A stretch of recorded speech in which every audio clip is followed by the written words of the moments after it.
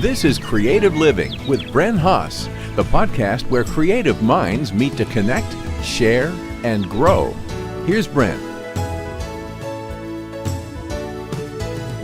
Hey guys, welcome and thank you so much for joining me today. Are you ready to travel? On today's presentation, you don't have to pack a suitcase or go through security at the airport. I am taking you all the way to Brazil via the podcast. So we travel about 6,000 miles to connect with Courtney Johnson of CourtneyHelena.com. The lovely and super talented Courtney shares with us what it is like to be an American living in Brazil and how she's had to adjust her name and her website. I connected with Courtney because of the beautiful Amaryllis blooms she shared on the Garden Chat Facebook group. I wanted to hear more about these beautiful flowers growing right in the ground there in her Brazilian garden. Amazing. They're beautiful. I hope you got to see them. She shares bulb tips and how to get these amazing plants to rebloom. And, well, here we go. Here is my conversation with Courtney Johnson. All right, here we go. There we go. Okay, we should be live. Hey there, Courtney. Hey, Bren. Very cool. You're like all the way down, like you're on the other side of the globe almost from me, right? Yeah, I'm about 6,000 miles away from you right now. Holy cow, that is so cool. Brazil, how fun. So, all right, so I already warned you in the beginning, I'm going to mess up your last name. Courtney. Well, Here we go. Courtney Johnson, but, Oh, no. but my blog is under the name Courtney Helena. Got it. It's in Portuguese, it's said Courtney Helena. And the reason that I go by the two names in my blogging, the Courtney and the Helena, is because here in Brazil, no one can pronounce my name Courtney correctly. Mm-hmm. And many people needed a substitute. So they took my middle name, which is actually Elaine, and they changed it to Elena, which is actually spelled Helena. It's so pretty. It's pretty. So the blog name Courtney Helena in English actually represents the joining of two different sides of me and the joining of two cultures, my American side and my Brazilian side. I love it. That's so cool. So now, how long have you been down there in Brazil? About 6 years. Wow. Are you getting used to the language? So now, like you mentioned before, the language there is Portuguese. That's correct. It is Portuguese, and it is a tough language. Yeah. I do most of my work in English. My husband speaks English. A lot of the people I know speak English.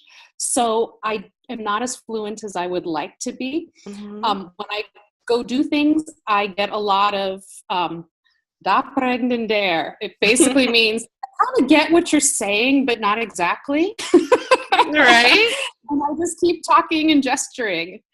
But it's enough that I can function. Awesome. I know when I was down there a few years ago, I did the thumbs up a lot because, I'm always happy and it was okay. It was great. So I just did the thumbs up and everybody got that, right? They love the thumbs up here, which I thought was so silly when I first got here. Ooh, how groovy, 1970s. But then I found out you never do the okay symbol. How we put our thumb and pointer finger together.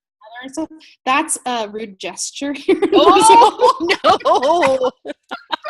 Well, I hope I didn't do that.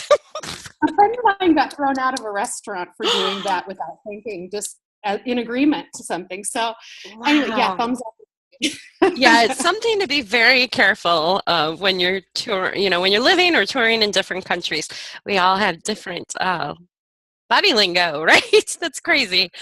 I'm so Very excited. I'm so proud. excited to talk to you today. I love following you on Facebook, and it's just, especially this time of year, because up here in Ohio, or in North America, where it's winter. Winter's coming here, so it's so refreshing to see the beautiful blooms that you're sharing down there. So, how long have you been gardening? Oh, wow. I don't really remember a time where I wasn't doing something with plants, flowers, whatever. I was playing gardening when I was 2 or 3, I think. Hmm. But what really cemented me was two things in my elementary school life. One was a field trip to a nursery that was located right next to the Bellevue Botanical Gardens. And when I walked into the greenhouse, the smell was the most amazing thing I've ever smelled. I still remember that warm, humusy smell. Hmm. And I thought, I need to spend my life in this smell.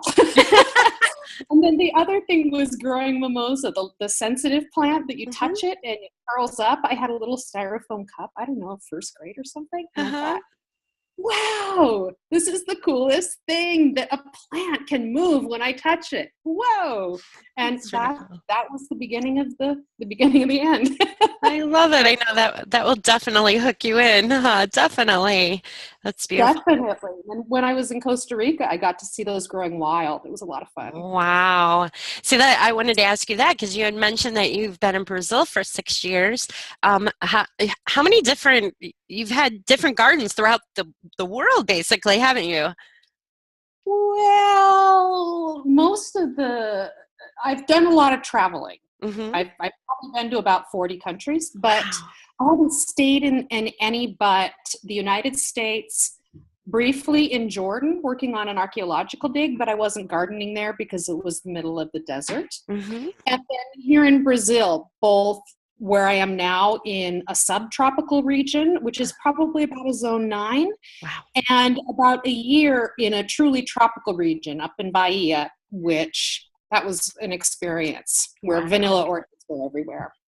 Oh, wow. Just out in the wild. Yeah. Yeah, yeah. But in the United States, I garden primarily in the West, the Pacific Hmm. Northwest and the West, and then the Mountain West. Okay. Which Yeah. maybe up there, that might be. I mean, how would you describe Brazil? Is that similar to what you grew in the States? It's interesting because yes and no. I'm Hmm. still experimenting. I've been really mobile for the last 5 years in Brazil, and I finally was able to buy a piece of property just a few months ago. Actually, I bought 5 acres here. So Wow. this is a brand new experience of truly putting in a garden instead of just having some pots that I grab and drag around with. Right? um, but where I am now, some things from the United States will grow, but they're very, very difficult to get. Hmm. But in Bahia, yeah, pretty much nothing I knew before would grow there. It was truly tropical. That's pretty cool. Like, what can you tell me a plant that you were, or a flower that you were excited to grow in Brazil that you couldn't in other places, maybe? I put you Well, on the spot with that. Sorry. you know, so many of the things that you can get here, you can get there too. In fact, Okay. you have better access to plant variety than I do, even though botanically it should be the opposite. Yeah. The nursery system and the cultivation system here just isn't as advanced. We don't get varieties like you do. Right. For instance, um, the hydrangeas grow really, really well here. They actually blanket the hillsides and grow on the sides of the roads. Wow. But we only have mop head. I've never seen a color variety. In fact, I saw one lace head on the side of the road the other day, lace cap, and I went, oh, I had to stop the car and take a cutting. So, but my property is covered with bromeliads, tillandsias, air Hmm. plants, Hmm. and I suspect orchids. I haven't seen those yet. And seeing those just everywhere I look is just, it just blows my mind every time I walk out the door. Yeah, isn't that fun? I love it. We had mentioned, or I had mentioned to you in the beginning here before we went live that I was down in Brazil for a good few days, and luckily it was winter because I don't think I could take your summers. The summers are just really hot, right? Not too bad where I am, but yeah, they Okay. can get pretty bad, and air conditioning is a big luxury. Yeah, yeah. So now, so we're talking about different plants, and you had mentioned a hydrangea. And I'm pretty sure I had seen that on your website, which I just want to tell our audience. All they have to do is click over to Courtney Helena, HELENA.com. Did I get that right? You did perfect. There. And I love it. You're great. Your pictures are beautiful. It's a great, if you want to feel like you're in Brazil, just go to Courtney's website. It's gorgeous. Um, And I'm going to do a little self plug here. I also post 3 to 6 pictures on Instagram every yeah, day under Courtney Helena Brazil. nice. And you can just, that everything is just right there. You don't have to work hard. You can just scroll through the gallery and Mhm. see what I've been growing. Very cool. And it's quite a show. It's beautiful. You do great work there. Um, Thanks. so we got talking on Facebook about amaryllis because amaryllis plants right now, the bulbs, that's kind of the hot thing up where I'm at. Just have that beautiful bloom going on in your for holidays. And actually, I kind of plant mine a little late, and I get to enjoy them in January and February, which is perfect for me because the colors or poinsettias are pretty much done by then. Um, Mhm. so we had talked about how do you grow the amaryllis. So maybe you could talk to me a little bit about that. Definitely, definitely. Amaryllis are actually native to the east coast of Brazil. They've found, I think it's 34 of the 50 something known varieties have been found in the wild here. Wow. And there's a lot of confusion though, actually, between amaryllis Hmm. and things like naked ladies. Yeah. And now I'm wanting to. I knew I'd do this. I'd get on the air and I'd want to call them hemerocallis. No, that's not right. That's a daylily. Oh my goodness, I'm just having one of those. Um, anyway, but Are amaryllis. you looking for the fancy horticulture name for that? I am. Okay. It's okay. We could bleep it in somewhere or something, but I think everybody knows what the naked lady plant is, right? I hope. Right. That's the true amaryllis, Easter lilies, things like that. And those are actually from South Africa. Ah. There's a lot of really confusing information out there between the two names. Hmm. And sometimes you get cultivation information that's mislabeled because they didn't understand what plant they were dealing with. Oh, that's So that's interesting. how it comes out. Yeah. When I was just double checking some facts, I thought, oh my gosh, this is crazy. Wow. Yeah, they were in the same group, and then someone split them out. Some scientific stuff. Hmm. Anyway, No, that's anyway, cool. what we commonly call amaryllis is native to Brazil and South America, and it grows like gangbusters here. A lot of the stuff that I just wrote a blog post on it and did an Mhm. infographic actually. And what I recommend to you, I don't have to do. I just drop the bulb in the ground and walk away, and it puts a stalk up my hip with Ah, flowers. gorgeous. But that's because I'm in the correct climate. I'm in the right place. You guys have to work a little bit harder to get it to do that. But if you can mimic the climate that is here and the things that it naturally gets, then you can get maybe not those results, but really good results. Right. So basically, the area you're in, that's considered rainforest, right? Or It's actually it's actually considered the Atlantic. Yeah, I guess it's kind of a rainforest. hmm. It's a little bit on the cool side Okay. compared to being Brazil. I'm probably, like I said, about a zone 9. It Okay. rains a lot, Nice. but then it clears out and gets really hot. I'm in a cycle of a lot of rain and then really hot and muggy, a lot of rain, really hot and muggy. Cool. So It sounds refreshing. It's getting cold here. Like a lot of places up here now, we've got snow. So hot and muggy. Yay, I miss that. But oh yeah, but I miss the snow. We always want what we can't have, right? yeah, I know. It's always greener on the other side. So, um, yeah, so I remember I was asking you because the photos you shared of the armor, or I keep saying Amaryllis, you say Amaryllis. Amaryllis. Yeah, Um, the same thing. um, they're just beautiful. So I was like, what do you do to those? And I couldn't believe it when you said, oh, you just throw them in the ground and they just come up. It's like, oh, that's so cool. Right. So there's really no trick. I'm trying to remember the soil there, the soil that you have to work with out in your garden. Of course, it's going to be different in each area, right? Just like in the States. Um, what kind of soil do you think these prefer? You know, it's interesting that you zeroed in on soil first, Mm-hmm. because that's one of the two things that I would recommend that you in the north would need to watch out for, that Mm-hmm. I get to break the rule. My soil is almost solid clay. Nothing survives in my soil. Wow. Nothing. Not Wow. even weed. I don't have to weed because it's so horrible. It's like a brick. It's Mm, awful. I'm in the process of building raised beds right now because nice. I couldn't grow anything. But the amaryllis, the one that put the stalk up to my hip, is Mhm. in this clay soil. However, Wow. for you guys, you need good drainage because amaryllis does not like to stay wet.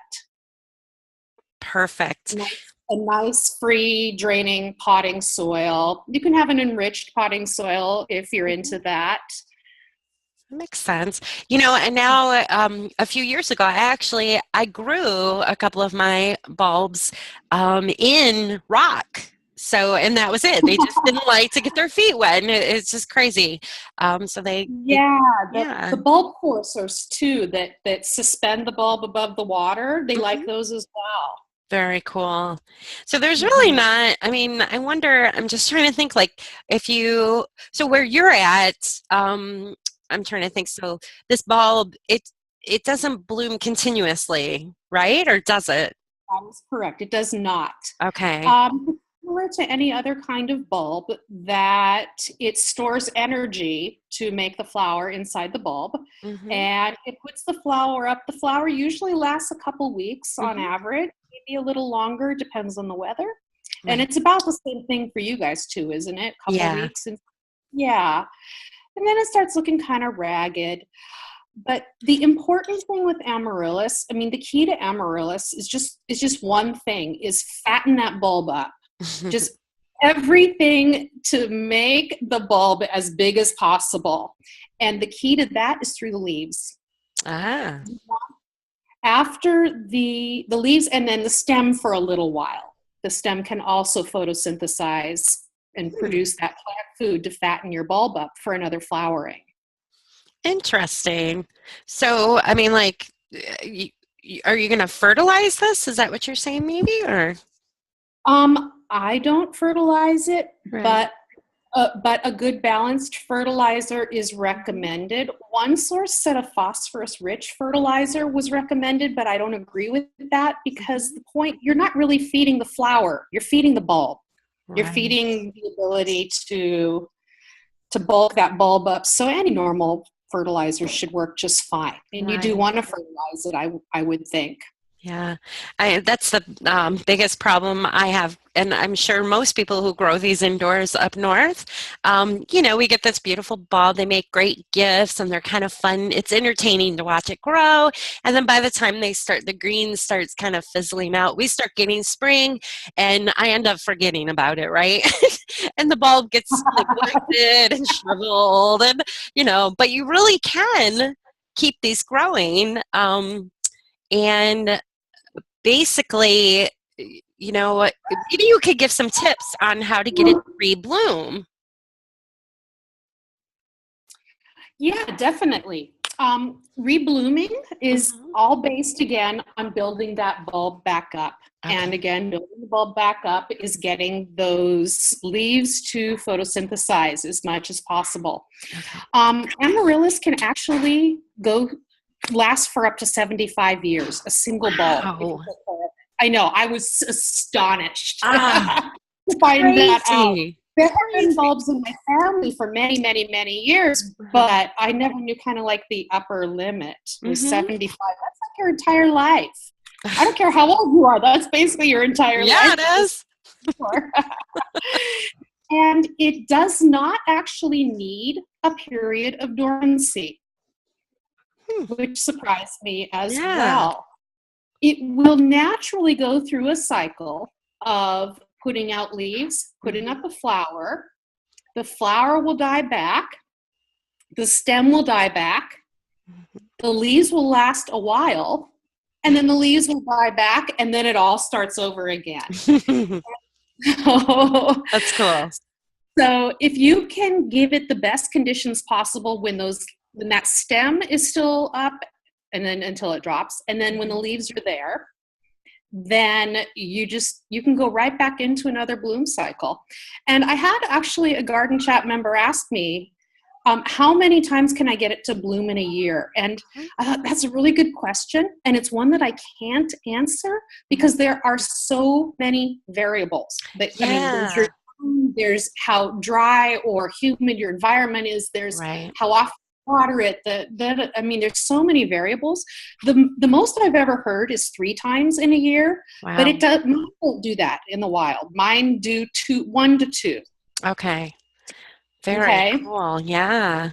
And another cool thing, like, because you were mentioning the one in your yard there, the garden, did you say it was up to your hip? I did. Holy cow. I couldn't believe it. And but that was a second-year bulb. Okay. But I did a little social experiment on it last year. I kept it from flowering, and I allowed it to go through a growth cycle without putting up a flower. So all it did was fatten its own bulb. Nice. And then it died back over time naturally. And then so it had extra energy and was extra large. And so when I popped it in the ground here, it just went crazy because it had those resources to do so. So the more times you make it bloom, the weaker the bulb is going to be. Oh, that's a really good point. Exactly. I mean, so maybe you can do the big flower show, you know. Wait a couple of years. Let that thing get big. That's right. Or you can put it through its paces, but it's eventually going to need to recover. Okay. That's really good to know. Rapid blooming cycles, but eventually it's going to need to rest and build back up that energy. Not necessarily go dormant, but again, through those leaves. So I want to talk a moment about what happens after the flower dies. Yes, please. That's like the most important time for the amaryllis, and it's the time that everyone loses interest because it's no longer very nice looking. and both for me and for you, it's interesting because our amaryllises are blooming at the same time. Mine are going right now as well in the southern hemisphere where they're native. That you want to leave the stem as long as possible. When it starts to yellow and kind of fall over, then you can cut it back. But at that time, you can take the pot, if it's in a pot inside, and take it out to your garden and sink it into the soil. Don't pull the bulb out of the pot. That's a really bad idea. It hates that. Don't transplant it unless absolutely necessary. Hates it. But sink the entire pot into the soil in a nice sunny location and just let those leaves go to work. That is really good to know because that's probably the biggest mistake I make. And one thing I want to know, I mean, I find the basic Amaryllis that you'll find, just like in a red, you can get it anywhere. You can get them at the grocery store, right? For the holidays and Christmas, Yeah. and I love those, but it's even cooler if you go online to some bulb providers, right? Or specialty shops. The varieties are amazing. Like I have a new one this year. It's not blooming yet. In fact, I just planted it out in my dome. It's a miniature Amaryllis, which you probably see them. They probably come up along the highways out there, right? Actually, I've never noticed one. Maybe because they're miniature. I don't know. Right? But I only have access to those basic varieties myself for the most part. Occasionally, a nursery will get in something really unique, but I just don't have the choice that you do. But that's okay because I have them, the massive amounts of them. Yeah. I buy mine in the farm store, like the feed store. Oh, neat. That's cool. Yeah. And right now they have white, red, and like candy stripe red. That's all they've got. But they're about $2 a piece. So whatever. I'm okay with that. No kidding. I have a pile of about 15 of them ready to plant for another bloom cycle in a month or two. So cool. And then do you think you'll end up planting them outside for the most part? Oh, that would be outside from the beginning. I don't usually keep plants inside the house. Okay. That's, right? Basically, you walk outside. Yeah, no, it's like a giant house plant when you walk outside. Just beautiful. It pretty much is. Yeah. That lush green. It was amazing everywhere we went. It was just everywhere. It's beautiful. And that was winter, and it was gorgeous. Yeah, no, this is really cool. And of course, people can stop by your blog to check out pictures of these because you, like I said, you do a great job documenting these. And I hope people will reach out to you. If our audience, what do you prefer? Where's the best place people can connect with you? I'm not picky. Right? Right? Anywhere. I have my blog, my website, www.courtneyhelena.com. I'm on Instagram at Courtney Helena Brazil. And I'm also on Facebook in 2 different places. I have the Courtney Helena page that's attached to the blog, that I actually post blog posts and the Instagram photos every day. Go to that. Nice. But in addition, I have one called Courtney Helena Paisagismo. Wow. Which is my professional garden design site here in Brazil. Paisagismo is garden designer in Portuguese. Very cool. Should I ask you about that? I wondered if you did business. You do. You have your own business there? I do. I don't do a lot because what I do is very different from what the average Brazilian likes. Sure. Yeah, and they're not huge readers here in Brazil. Huh. So blog posts, you can see on my blog that I started a site in Portuguese, which is everything translated, and it didn't work too well also because there are so many cultural differences with gardening there and gardening here. Totally. You're right. Like we don't use botanical names and only poor people garden and a bunch of other things. Wow. Yeah. Isn't that crazy? It is. It's really very different from the United States. But one thing, everybody is just so nice. They were all nice, even though I could tell when they're looking at me, they had no clue what I was saying. I knew no Portuguese, and that was fine. They probably know English. Right, yes. And beautiful people, everybody in Brazil is beautiful. Old, young, just gorgeous. I don't know if it's all the green around you, the air, the food was great. A lot of rice and beans, I remember, and fish. I love it though. So good. Everybody is really nice because I'll just be flat out here and say, my husband was born under a military dictatorship. It's a very young country as far as ideals of freedom, and it's still struggling. We just impeached our president. it has a lot of problems. So people have learned to rely on one another. Mhm. So families and friends are very, very prized and valued, and those human connections is how everything works here. It's really beautiful. Yes. And the beauty shines through on your website. So I hope everybody will stop over and check it out and follow you. And hey, so thank you so much for connecting with me today, Courtney. Thanks for having me, Bren. It's been an enjoy to Yay. talk with you. That was fun. How exciting. Now I gotta get over to your website and see the new Amaryllis that you're sharing. I want to see the Definitely. infograph. The infograph sounds really cool.